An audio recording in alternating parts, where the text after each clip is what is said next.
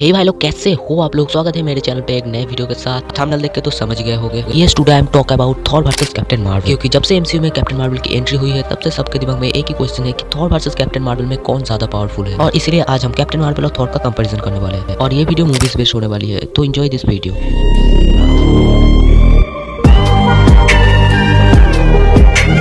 तो चलिए बात कर लेते हैं इन दोनों की पावर्स के बारे में। तो कैरल डायनोस यानी कि कैप्टन मार्वल को अपनी पावर मिला स्पेस स्टोन से, एंड स्पेस स्टोन की वजह से उसके पास strength, durability, speed and reflexes जैसे बेसिक पावर आ गई थी। और इसके साथ साथ उसके पास आया फोटोन फिस्ट जैसे ability. Captain Marvel easily energy manipulation and energy absorption कर सकता है और इसके अलावा उसके पावर्स को सही तरीके से इस्तेमाल करना भी वो जानती है। और इसके अलावा भी वो एक क्री ह्यूमन हाइब्रिड यानी कि आधी इंसान और आधी क्री एलियन है। और तो और कैप्टन मार्वल के पास इनहेंस हीलिंग पावर है। इसका मतलब वो अगर कभी घायल हो भी गया तो बहुत जल्दी अपने आप को हील कर सकता है। इसके अलावा जब कैरल बाइनरी फॉर्म में आता है वो और भी ज्यादा पावरफुल बन जाता है और कैप्टन मार्वल उड़ भी सकता है। तो ये था कैरल यानी कि कैप्टन मार्वल की पावर्स। चलो देख लेते हैं अभी थॉर की पावर्स के बारे में। तो एक एसगार्डियन गॉड और ओडिन का बेटा होने की वजह से थॉर पावरफुल तो है ही, उसके अलावा वो गॉड ऑफ थंडर भी है। और इसी वजह से थॉर लाइटनिंग मैनिपुलेशन और वेदर को कंट्रोल कर सकता है। वो जब चाहे बारिश और तूफान ला सकता है। वो ना सिर्फ आसमान से बिजली गिरा सकता है बल्कि खुद भी बिजली पैदा कर सकता है। और थॉर उसके पास एमसीयू का सबसे पावरफुल म्यूनिर और स्टॉर्मब्रेकर जैसे खतरनाक वेपन है। और स्टॉर्मब्रेकर के साथ तो 5 इंफिनिटी स्टोन को भी ओवरपावर कर चुका है। और एक गॉड होने के नाते उसका स्ट्रेंथ और ड्यूरेबिलिटी बहुत ज्यादा है। वैसे तो थॉर आसानी से घायल होता नहीं, पर कभी अगर वो घायल हो गया तो बहुत जल्दी रिकवर कर लेता है। और अगर कभी थॉर बहुत ज्यादा घायल हो गया तो फिर उसका वेपन स्टॉर्मब्रेकर और म्यूनिर बहुत जल्दी उसे हील कर देता है। और इसके अलावा भी थॉर अपने वेपन की हेल्प से उड़ भी सकता है। और तो और थॉर के पास 1500 साल का वॉर एक्सपीरियंस भी। तो ये था थॉर और कैप्टन मार्वल की पावर्स। चलो अभी देखते हैं अगर कभी उन दोनों में फाइट होती है तो किसका जीतने के चांस ज्यादा है। तो शुरुआत करते हैं स्ट्रेंथ से।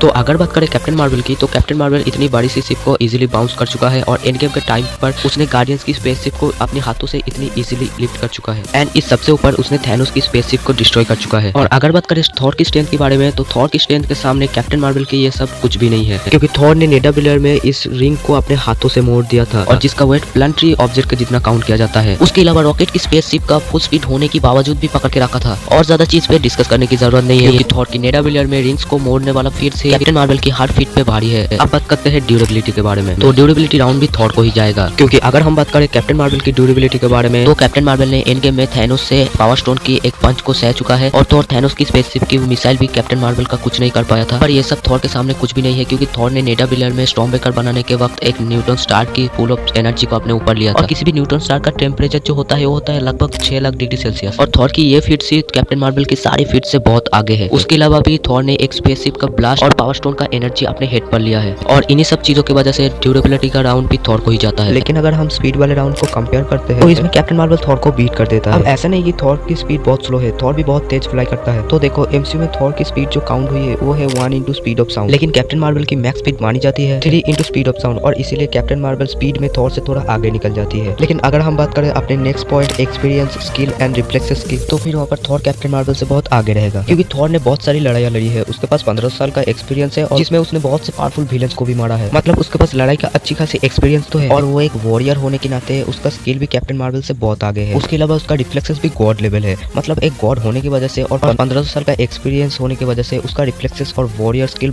कैप्टन मार्वल से तो बहुत आगे है। तो अब हम कंपेयर करते हैं अपने नेक्स्ट पॉइंट फोटोन और लाइटनिंग को। तो फोटोन का जो एवरेज टेम्परेचर होता है वो होता है अराउंड 3000 डिग्री सेल्सियस। लेकिन अगर हम थॉर की लाइटनिंग के बारे में बात करें तो लिटरली वो बहुत ही ज्यादा होता है। अब एक नॉर्मल लाइटनिंग स्ट्राइक का टेम्परेचर होता है लगभग 30,000 डिग्री सेल्सियस।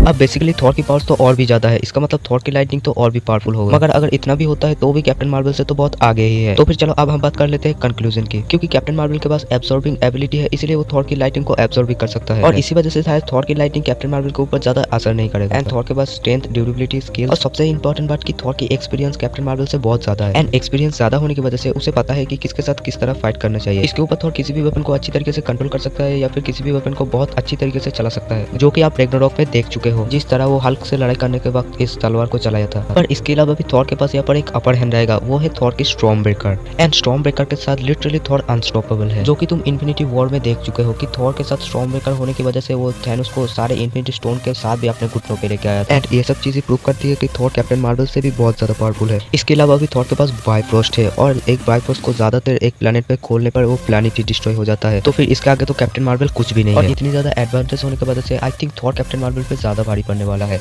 और यहाँ पर तो हमने ओडिन फोर्स का बात ही नहीं किया, क्योंकि ओडिन फोर्स के साथ तो थॉर और भी ज्यादा पावरफुल हो जाएगा। एंड फाइनली इस कंपैरिजन का विनर है थॉर। और आपको क्या लगता है इसका राय जरूर कमेंट में बता देना। तो ये था एक कंप्लीट वीडियो जहाँ पर हमने कैप्टन मार्वल वर्सेस थॉर का कंपैरिजन किया। उम्मीद है वीडियो आपको अच्छी लगी है। तो अगर वीडियो अच्छी लगी है तो वीडियो को लाइक करके चैनल को सब्सक्राइब कर दो ऐसे नए इंटरेस्टिंग वीडियो आगे देखने के लिए।